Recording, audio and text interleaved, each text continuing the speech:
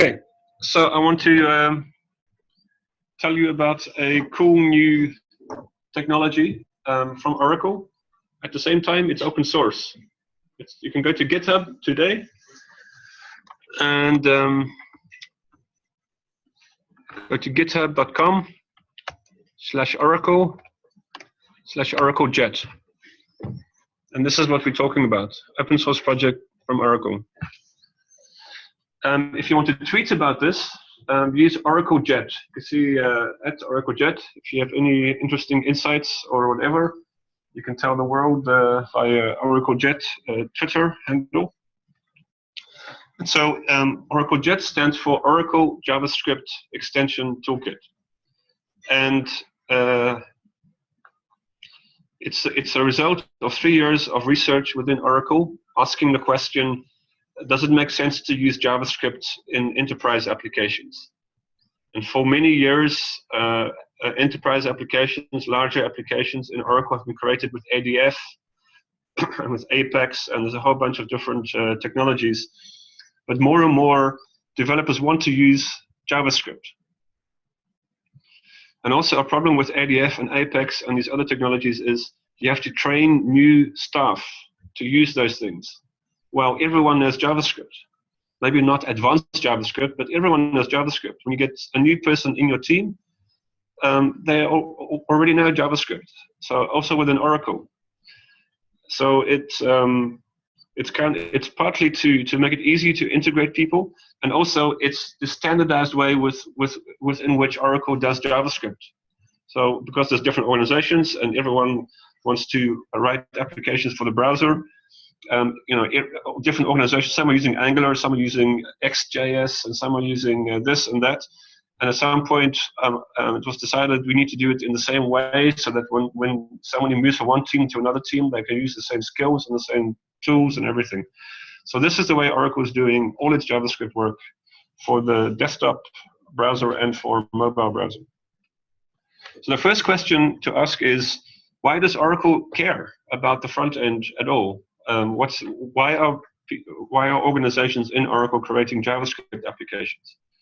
And the answer is because Oracle cares a lot about the cloud. Oracle is a cloud company, and it's every second word from Oracle at Open World was cloud. Oracle is really all about cloud, and it's about data. And there's a lot of different cloud services: mobile cloud service, IoT cloud service, the commerce cloud services. There's all kinds of all the different organizations in Oracle want to do something with the cloud. But it's not just about storing data in the cloud. It's also about creating applications that access that data and that visualize that data in different ways. You want to create applications around the data that is in the cloud. And it's business data. So what do you need? You need business components like this. You need graphs and charts. So it will be possible for all the Oracle organizations to each find out some off-the-shelf charting component library, or some open source thing. But instead, what's happened is that there's an organization inside of Oracle called the DVT team, the Data Visualization Tools team, and they have created these are JavaScript components created in jQuery UI. And at the moment, jQuery UI within the JavaScript ecosystem is the standard way to create components.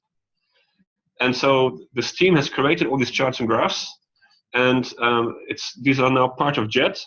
So anyone, so this is basically in the simplest form what JET is. JET is a bunch of data components for visualizing data as graphs or charts and whatever.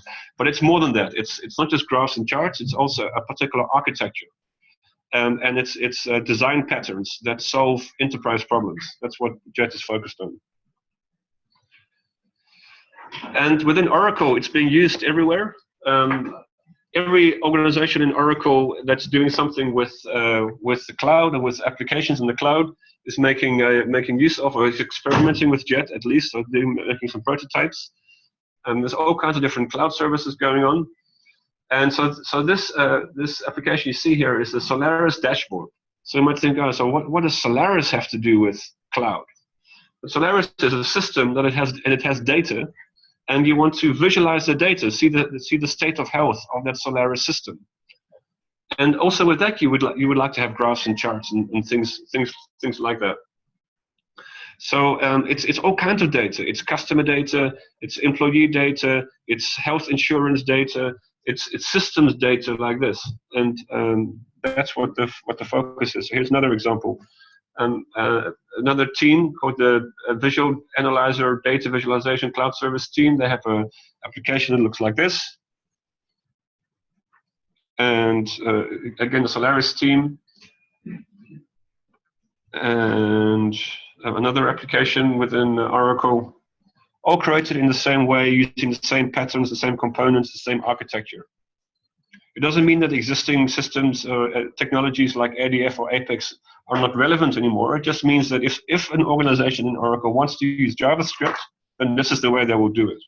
If they want to use something different, they can do that too. But if they use JavaScript, this is the recommended way of doing that. And there's a whole range of different applications that are being created in this way. So the way that JET has been created is, the idea is, let's not create something new from scratch. Let's try and reuse existing knowledge in the community. Let's try and reuse open source solutions and build on top of that existing knowledge, which means that there's that already people know about the basic building blocks of JET. It also means the documentation is already there. We don't have to write any documentation, it's already there. The community is there, the people are there, and the ideas are there. So it's not correct. So JET is not in fact a new thing. It's JavaScript extension toolkit. So by toolkit, we don't mean library. It's not jet.js, and it's not an application framework like Angular. It's not JavaScript extension framework. It's a toolkit which implies a combination of different technologies and solutions and ideas, providing a kind of toolbox that can be used as the basis of an application. So then, if that is the idea behind JET, that it's a collection of different tools into a toolkit, then the question is, which tools are selected? And there are many. There's many libraries and frameworks out there. And so we started by, like many other organizations who are exploring JavaScript, we started by comparing all of those different application frameworks and libraries and deciding which ones should we include in Oracle's solution. So there's Angular and there's X and there's Backbone and there's Ember and there's Knockout, and then there's build tools like Grunt. So a few years ago, Grunt was very popular, and now Gulp is very popular. And by the way, if you're using Gulp, there's something called Brunch, which is the new build tool after Grunt, after Gulp. So all these things keep changing a lot, and it's also difficult for NetBeans because we try to provide plugins for the different technologies. So we spent 3 months working on a plugin for Grunt, and then we put out a release note and say, hey, we have a new plugin for Grunt, and everyone says, yes, that's nice, but we're using Gulp now. So now we're working on Gulp, and we're kind of scared because people are using Brunch. So it's a very volatile environment. So in choosing, we had to compare all these different things, like everyone has to do. Many articles online about comparing the different testing frameworks, different application frameworks, different libraries. And what you always do is, at some point, you put them into different categories. So there are application frameworks and libraries, Angular, Knockout, Backbone, X, React, Ember are popular ones. There are component libraries that on top of those frameworks and libraries, like jQuery UI, Sencha, and Prime Faces, all JavaScript libraries.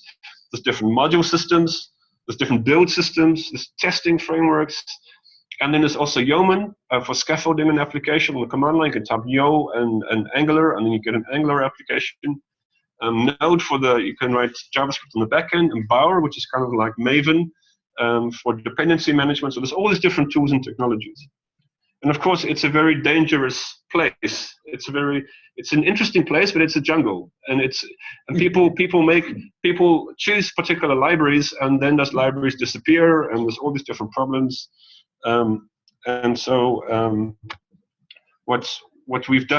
What we do in Oracle is we first look at what are the requirements of our applications, and then we choose which of the solutions fit those requirements. So these are the requirements. responsive design, so that the screen size of the application automatically resizes if it's on the mobile phone or on the desktop. Modularity, because we're interested not in games or prototypes or toys, but larger applications. These are not typically massive applications. These are not air traffic control systems. These are typically dashboards and monitoring applications that monitor some specific system or monitor some data. But still, you want to be able to break up the application into smaller pieces. And is there a solution for modularity in this?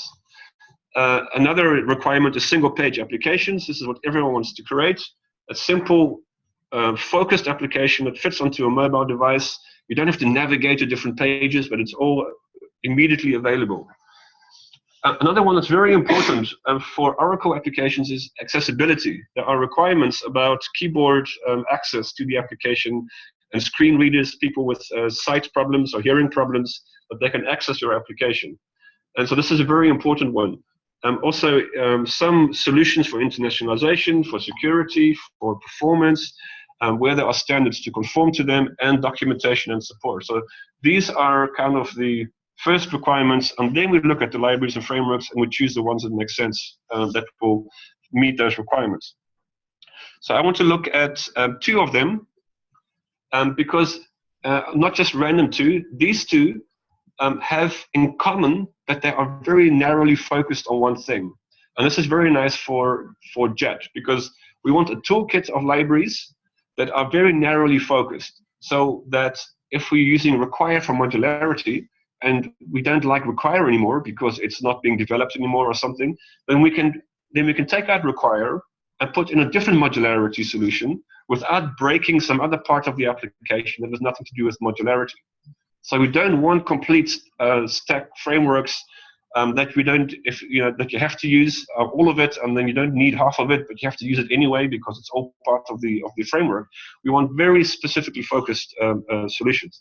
So require is one of them, specifically for modularity, and the other one is knockout for two-way data binding. And I want to show you require. This is really, has anyone here used require? Or no? Yes, a little bit? Okay.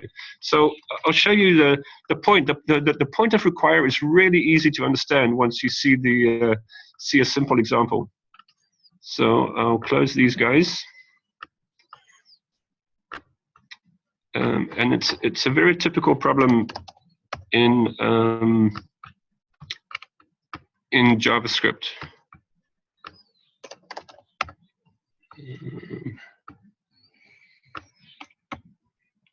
So I'll start by showing you a very simple sales system. Here's a sales system in JavaScript. We have an index file. An index file loads 4 JavaScript files. Authenticator is loaded, first of all, in this order. Authenticator, and then buyer is loaded, and then thing is loaded, and then main is loaded. So what happens in Authenticator? It's very simple, authentication system.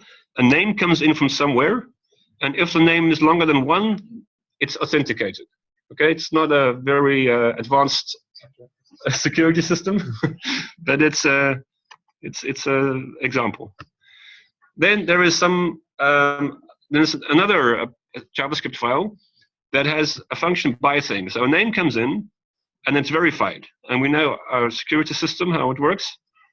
And if verification succeeds, then something is sent. And if it fails, then an apology is sent. So here is the thing that is sent, and here's the apology. Okay.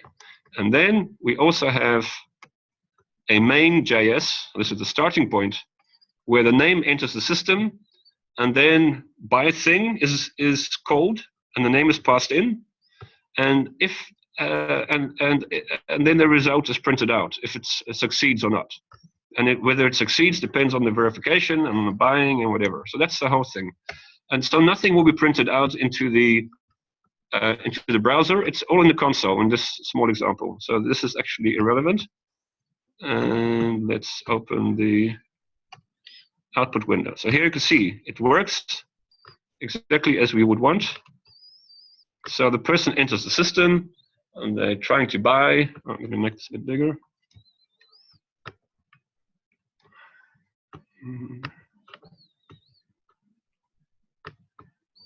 Control up. Yeah. So they're trying to buy, and something authentication happens, something is sent, so it's success. So if the name is smaller than 1, and we run the application, you can see that it fails because authentication fails. Now, what would happen if we change the load order of these JavaScript files? Let's say we put main up here. What's going to happen? It's going to fail. So I run the application, and it fails. So main is loaded, and inside of main there's a reference to buy thing, but buy thing hasn't been loaded yet. Okay, this is a standard JavaScript scenario, and this is a very small application with 4 JavaScript files. Normally you'd have hundreds of files, and you have to somehow manage the loading of those files yourself. So there are 2 problems. You have to somehow figure out the load order of all of those files, and secondly, you load all of the files in the index file. Now imagine that we're creating a responsive design application where we want to load some files if they're on the desktop and some other files if they're on the mobile device. For example, we don't want to load Google Maps on the device because we have Google Map locally on the application as an application. So, so the first problem is we need to handle the loading ourselves, the load order. And the second thing is we have no control over when something is loaded by default. And this is where require is really, really nice. And if I can get there with this little here. Okay. So require is narrowly focused on this solution, and it's a free and open source library. You can use it. It's been there for years, and it is a JavaScript file and module loader, and it will improve the speed and quality of your code. So how does it work? I'll now change this. Wait, let me go back to how it was. Change this. Now, let's take this example and make it modular. So I have a modular alternative to this example. So here it is. Index file. It's very different to the first one, and it works exactly. The end result is the same. But in the first one, we had to load 4 JavaScript files, right? In this one, we load 1, and that is require. So I have included require here. You can see JS libraries require. Here's require. Instead of loading all those files, we load 1 file, and we delegate the loading of the other files to this require library.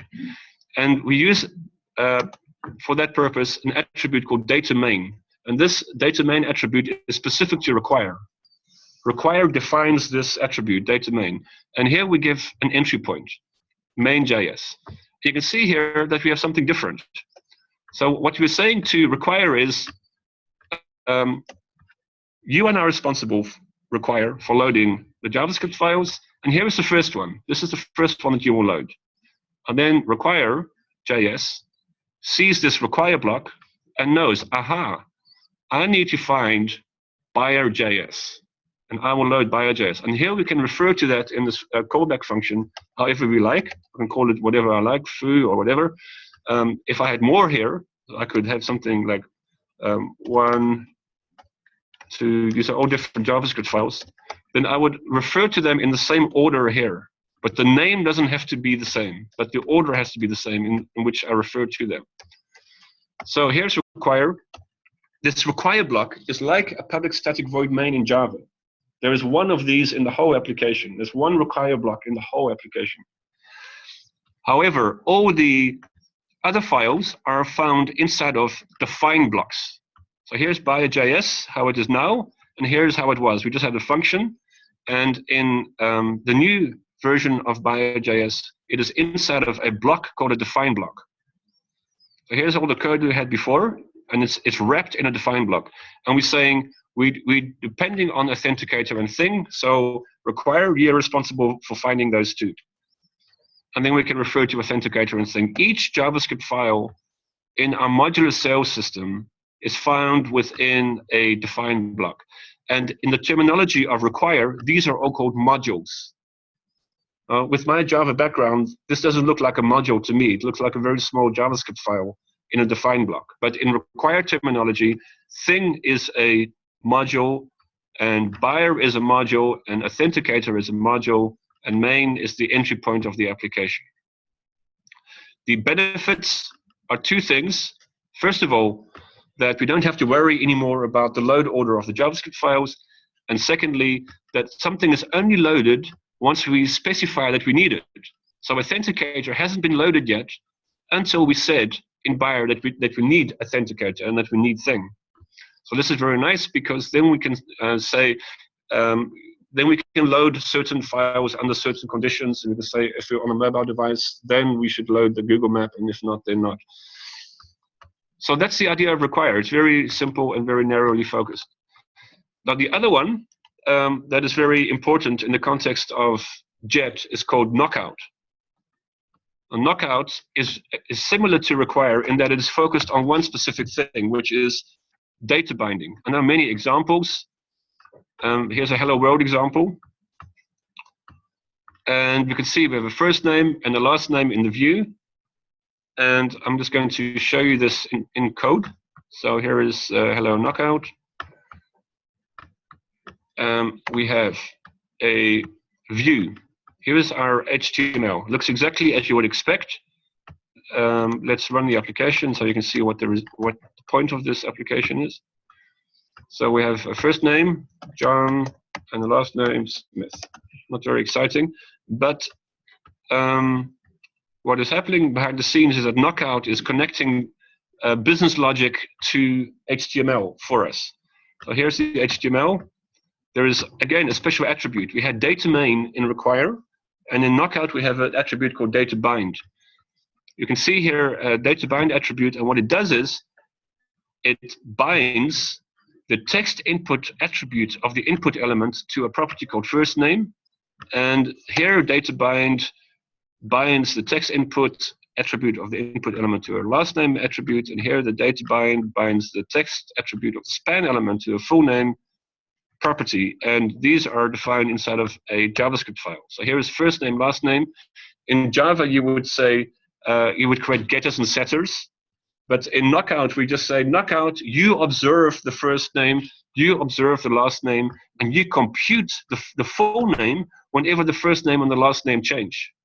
So that's the purpose of Knockout, that it will observe properties for you, and if you tell it to, it can update properties if other properties change. And this expression here, apply bindings, is what connects the view to the business logic. So that's all we need to know for Knockout, and that's all we need to know to get started with JET. So we've talked about two of the important libraries, and now let's look at JET itself. So JET, Oracle JavaScript Extension Toolkit, is, again, not a library, not a framework. It's not a new thing. It's just a collection of those existing things. So Knockout is part of JET, require is part of JET, jQuery is part of JET for AJAX calls and for JSON. jQuery UI is there because it's the basis of the JET components. And the JET components are all on GitHub, and these are jQuery UI maps and charts. And then there's Hammer for touch on mobile devices. So AngularJS is part of this? No, because AngularJS, because it is a full stack application framework, and it's not a narrowly focused library. And React is a different thing. Again, it's possible to integrate React into JET. So if you have a React front end, you can integrate it into a JET application. With Angular, you could take JET components and put them into an Angular application. But Angular is not part of JET, as you'll see later. We'll come back to this in a second. So if we go to the website, so I'm on oraclejet.org. You will see that here are those libraries that we discussed.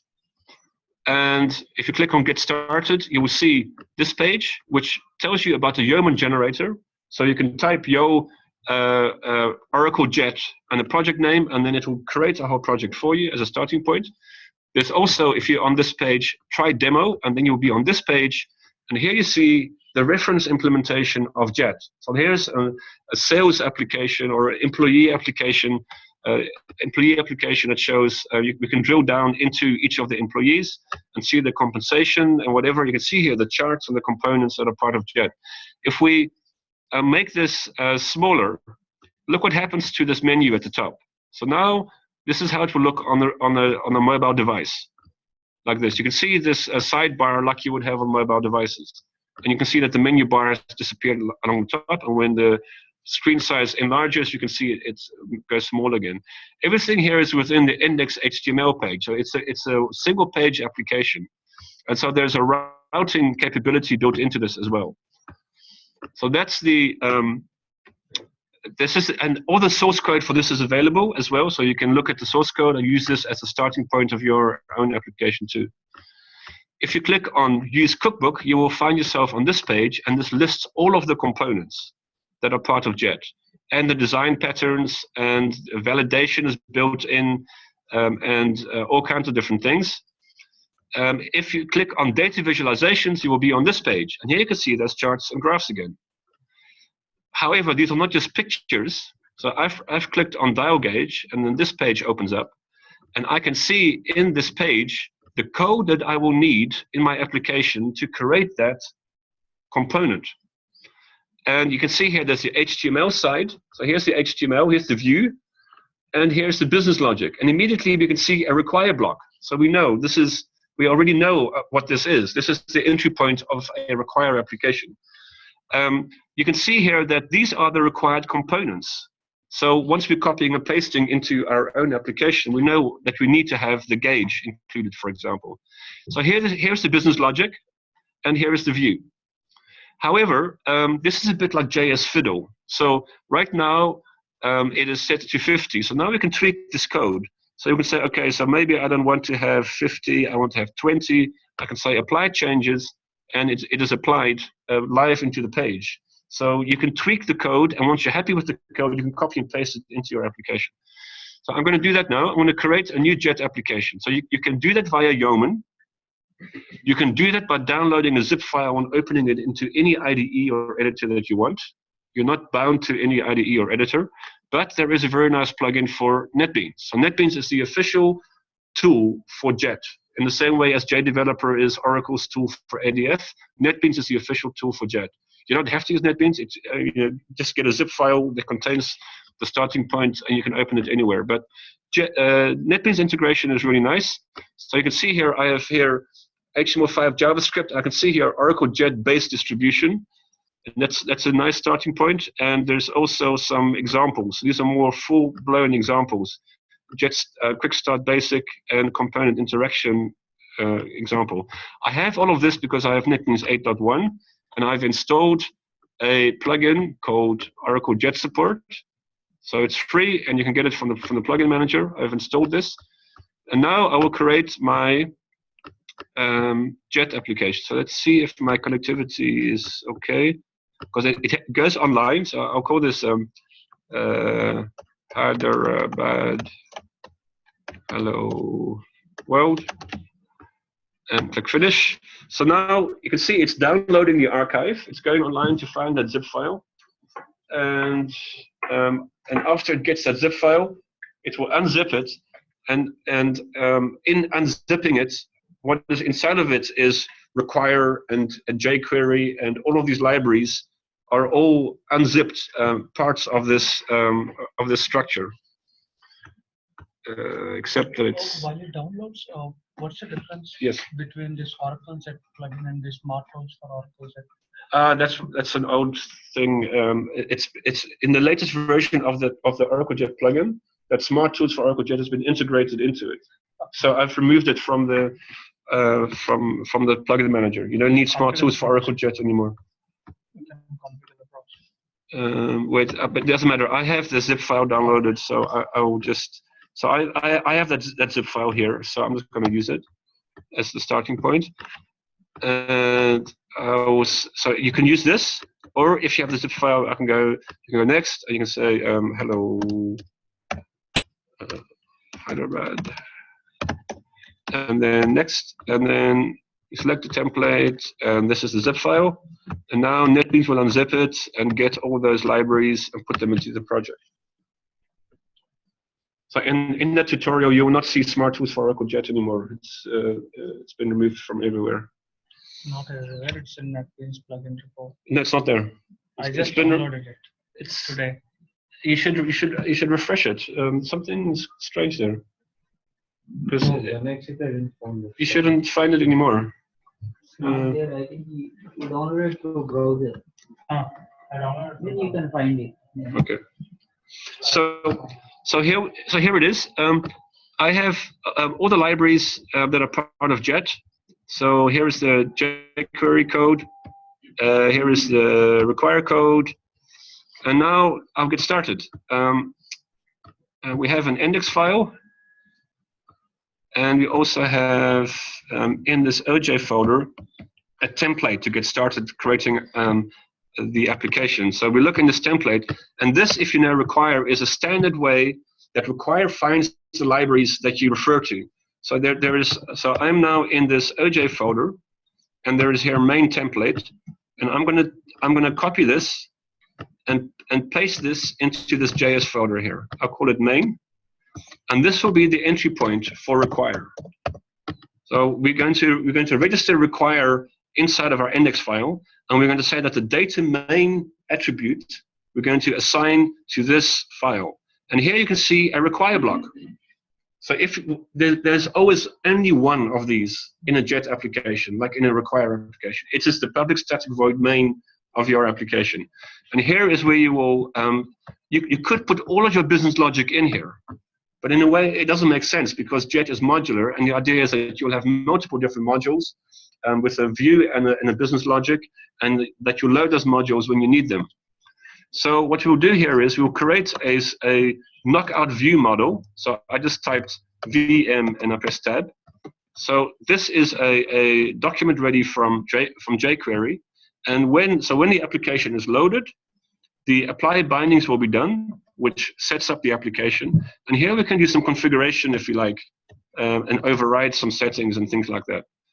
And I'm going to say that we want to use a modular, we want to create a modular application.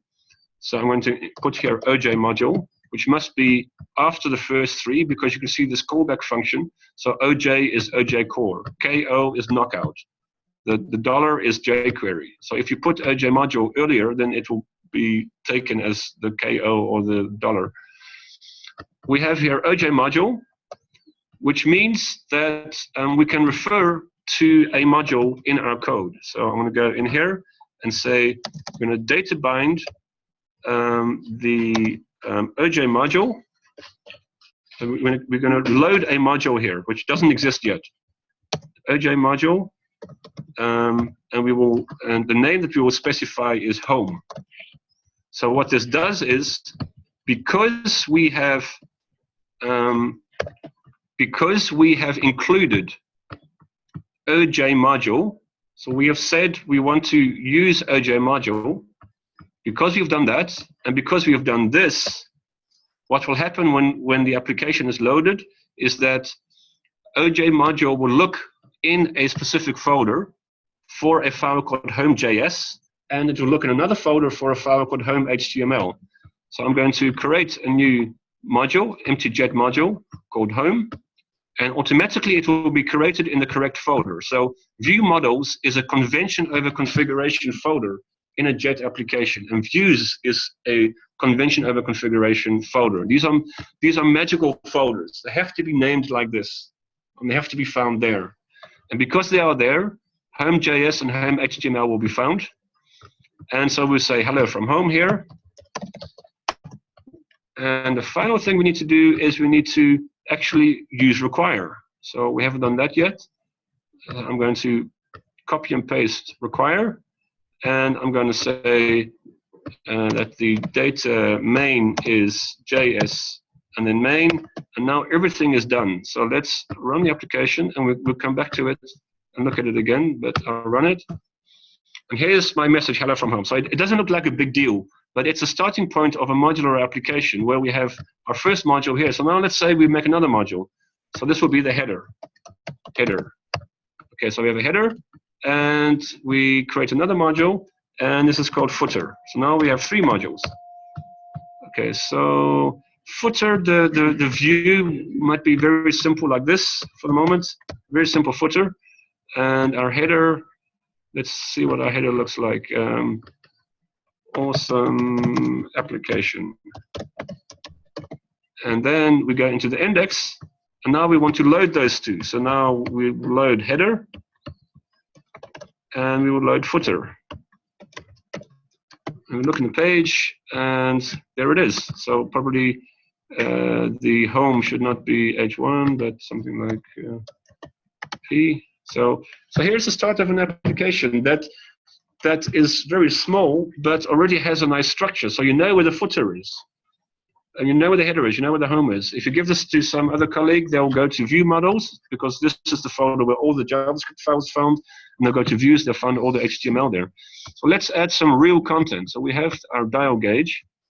Okay, so I copy this from the cookbook, so directly copy paste, and I put it into the home HTML. So I don't want this. So you can see that there's a problem here immediately. And you can see this in the output window. We're referring to a property called gauge value in our home HTML, but in the home JS, we haven't defined such a property. So we're referring to something that doesn't exist yet. So we go back to the cookbook, and here we see, okay, so there's the gauge value. So I'll copy it from here, and I'll paste it in here, inside of home.js. So there we go. And the next thing is we take a look at what we need here. Okay, so these are the components we need. So we need OJ gauge, so we copy it from here and paste it in there. So now we look back in the browser. We can run it again. And here is our gauge. So no coding we had to do for that. So let's go into the home HTML. So we have a nice starting point here. So now let's say that we want to see the current value. Current value span, and we data bind. So this is knockout, the text to the gauge value. Span, okay. So now when we change, you can see that it automatically updates itself. So in Java, this would be quite a bit of work of getters and setters and data binding stuff together and all kinds of connections you have to set. And it's just one line, you know. It's really, but let's go further. So we have span, and now we make this an input, and we bind the value of the input to gauge value. So now we can still do this, but we can also do this.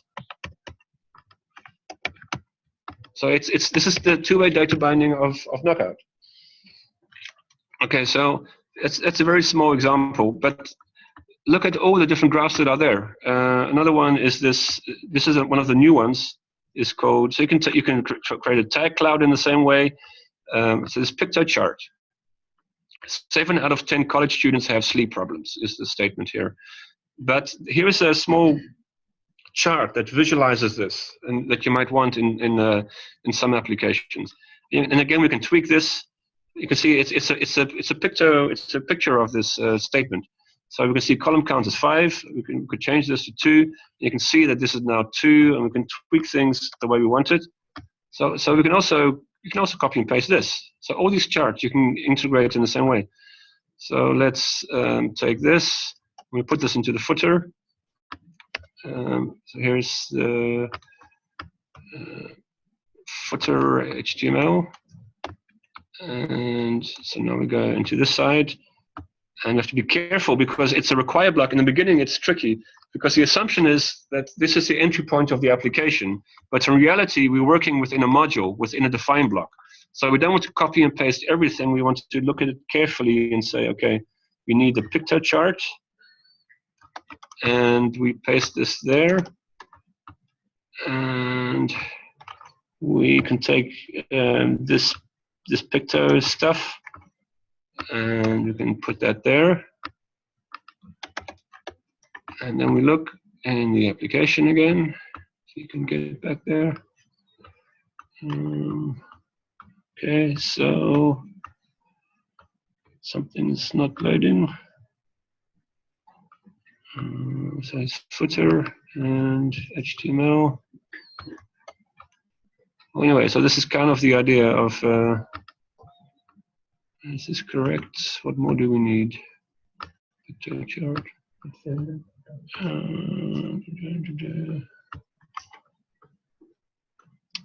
Let's see. And emails, Twitter. There's some problem. Maybe I'm not using the most recent version that includes OracleJET picture chart. That's possible. So let's see. Min. Yeah, it's not here. So I'm using I have an older version of JET. Yeah, exactly. So one other thing I want to show is, okay, so what we're looking at right now is a simple page like this, but more likely you want a nice layout, and there's also layouting solutions. So we look in here, you can see layout and navigation.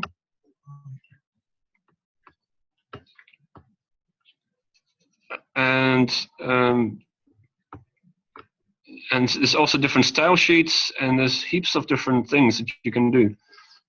So for that, I have a small little example. Hello, what's it here? OracleJET application. So this is exactly what you get if you go to samples. This is typically a very nice starting point.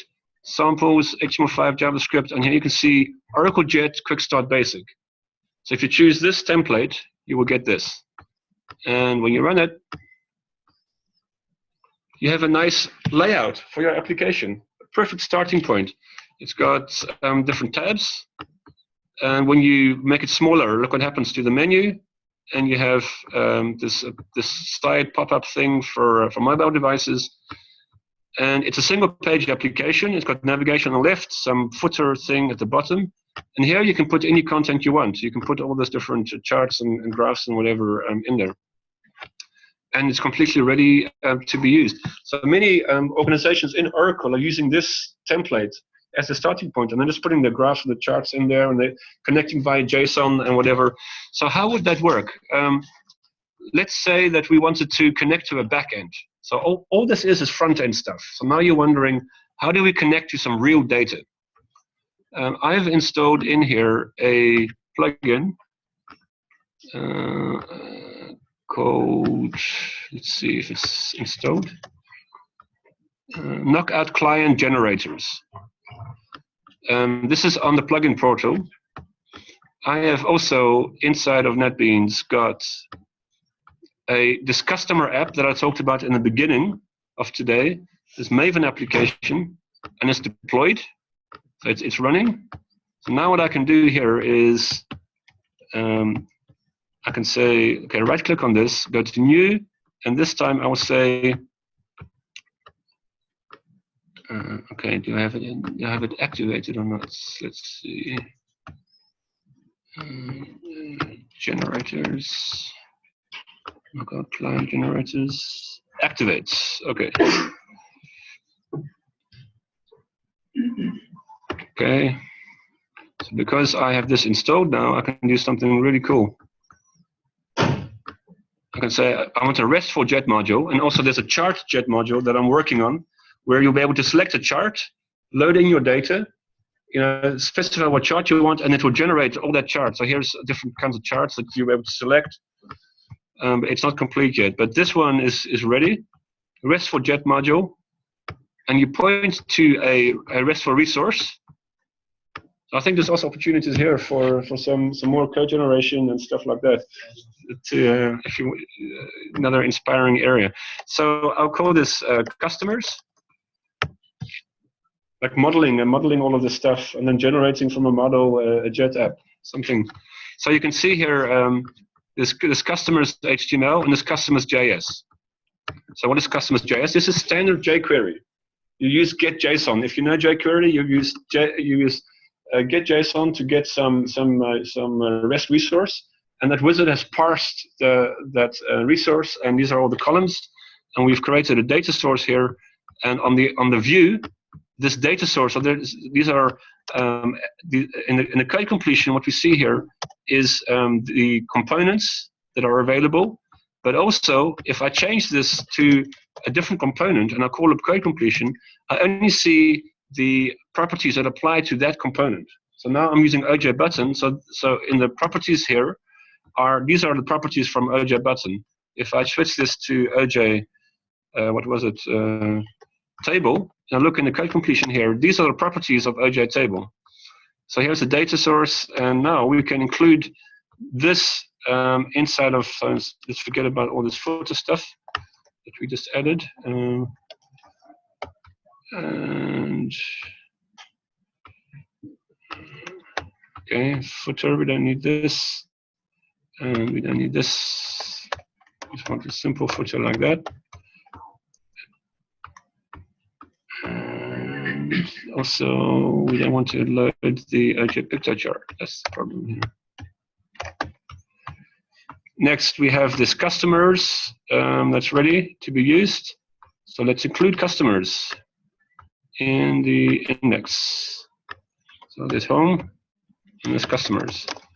So now we're looking again in the browser, and here's our data. Okay, is it running? Here's the data. It doesn't look so good, right? But it's there. Data is there. We didn't do any coding, and but now we can include the style sheet. So there's also style sheets included. It's a complete toolkit for creating front-end applications for any backend. So now I look for my index, and I drag in my style sheet, and I look again in the browser, and here's my data. So maybe our home.js stuff isn't so useful. So let's remove the gauge. So you can see that we can work on each module separately, and hello from home. So we could say like one engineer will work on the customers module, another engineer will work on the header module. We can really easily delegate work now. And here's the OJ table. So this is the customers JS and customers HTML. OJ table gives us some built-in functionality like being able to sort.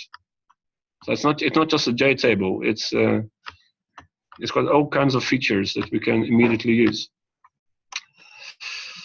That's the story of JET. It is aimed specifically at medium to advanced JavaScript developers, so some basic JavaScript knowledge is needed. If you're a complete beginner, you should first spend some time learning JavaScript and HTML and CSS. Once you know the basics, you have enough to get started with this. You can see it's based, everything is open source. It's like Knockout, jQuery require, and then it's JET components by Oracle, which are on GitHub, which you can contribute to. And for Oracle, this is relevant because people in Oracle want to do cool things. People don't want to spend the time forever working on Java and C++. Sometimes they want to experiment with new stuff. And there's many possibilities now for the first time with JavaScript. There are so many libraries, so many solutions.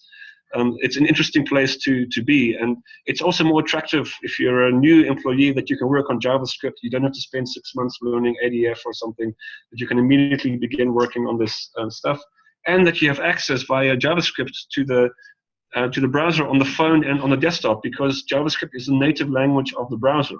So it gives, and there's so many enhancements in that area, that it's this is an interesting new solution for that combination of things. And so it's on open source libraries, it's for data visualization, for all these cloud apps that are being created, and it's focused on enterprise ready solutions. So if you can go back to that, where was that? In the home we had, okay, let's include the gauge again. Home, so I'm going to put the gauge back, look in the browser. Okay, this gauge. I'm now pressing the up and down arrow key. So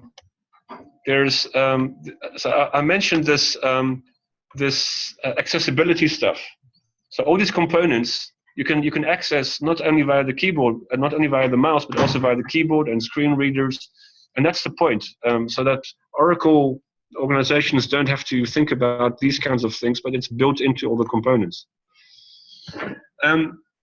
And the last statement is actually out of date. It was announced at Open World last year for Oracle customers. They could use it, and it says here soon on GitHub. Well, since the end of February, it's on GitHub, and you can use it. There's a lot of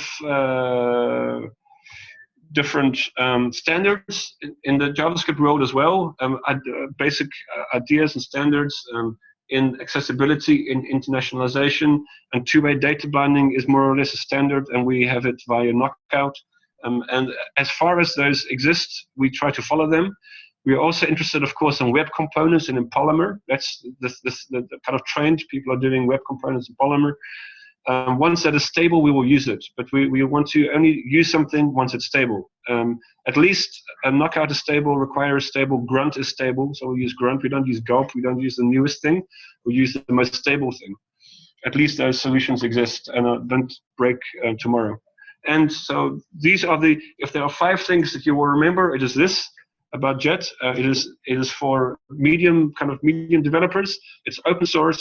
It's for data visualization. It's for all these charts and graphs. It's for enterprise applications. And it's on GitHub. It's open source, so you can contribute to it. So that's the story. Are there any questions? No. So it takes a different approach to Angular, because Angular it says here's complete full application framework, and then you start building on top of it, and you don't need all of it. You need parts of it, but you have to use all of it anyway because it's part of the framework. With JET, we from the beginning thought we needed something that's modular and that you can include pieces easily. You can include new jQuery UI components. You can include React components. You can. I've also investigated. Including JET in Angular. So if you look for OracleJET and Angular, you will come to my blog. And here is that same chart, that same gauge that I was using, now inside of an Angular application, which is possible because it's simply a jQuery UI component. So here's OJ dial gauge. Expressed as a jQuery UI component in a Angular controller, and then you can refer to it in your view. Are there any questions about this? Is it interesting, or what do you think? Yeah. And in the same way as we have built a community around NetBeans, we're building a community around JET. So there's JET Twitter, this OracleJET Twitter handle. Please use it when you're learning this stuff. There's a YouTube channel, there's a Facebook, and there's everything. And the same ideas behind NetBeans are behind JET, about open source, about sharing, about networking, and those kinds of things. What time are we in?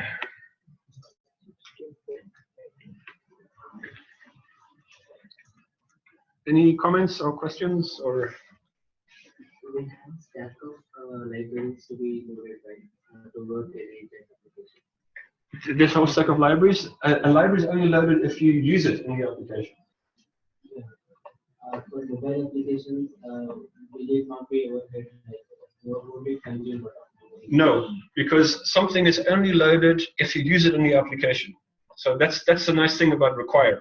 So there will not be overhead at all on mobile applications. What you will do for mobile actually is you will go to properties here and you will create a Cordova application, which will take this JavaScript application and create a native application from it. So again, Cordova is also an existing solution. So Cordova is do some people here know Cordova? I think it's a generator that takes JavaScript and turns it into a native iOS or Android application. So they have their own web view into which the JavaScript is loaded, and that web view is for the specific native device, which means that it's basically a wrapper around the JavaScript code, which is put into their view, which is then put onto the native device. It's not as performant. It's not native. It's if you want a 100% performant application, you will write native Android and you will write native iOS, and it's a lot of work, and you have to write 2 different applications basically. But the nice thing about Cordova is that you can write your application once, and then you generate your in one language in JavaScript, and from that you generate a native Android or iOS application.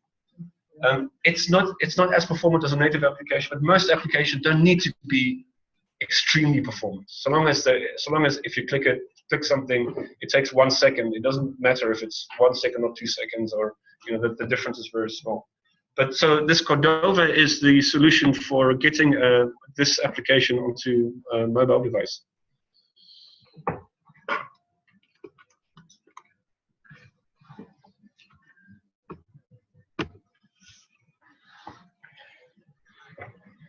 Should we take a small break, or should we do a small poll about what we should do next? Or maybe you've had enough for today, and it's also